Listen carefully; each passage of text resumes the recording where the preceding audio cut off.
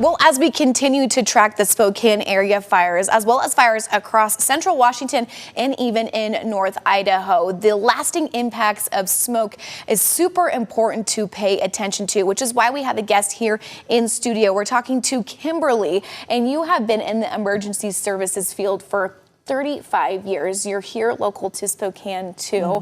I'm sure you've seen a lot through your time, and as people are facing devastation and tragedy and heartbreak, there's also those health impacts we want to make sure people are very aware of. So as crews are on the lines taking care of people right now, what is your personal guidance, and why are there so many issues in the respiratory system that you guys see with so much smoke in the air and the air quality concerns? Yeah.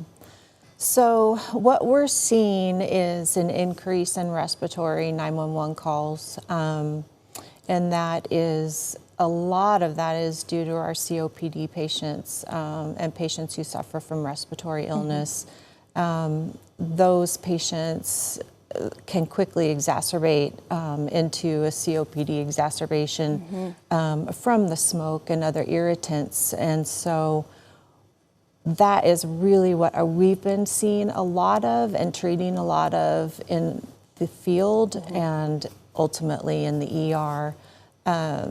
Also our patients who suffer from asthma and other more severe cystic fibrosis patients who are challenged in the respiratory system. We're going to have smoke in the air for quite some time, I believe. There's still some dangerous weather patterns ahead for our future in this area too.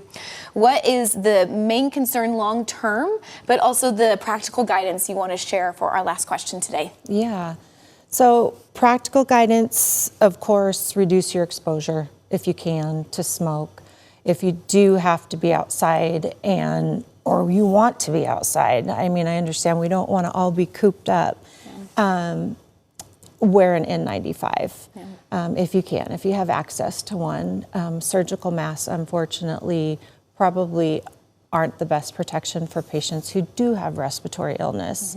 So an N95 would be the best. And just for our general public and population, you know, they're also going to be affected. Patients that or individuals that don't suffer from respiratory disease. I mean, you can have sinus issues, you can have scratchy throat, runny nose, irritants to the eyes. So just be smart. If you're experiencing shortness of breath or you're experiencing symptoms from the smoke, just reduce your exposure.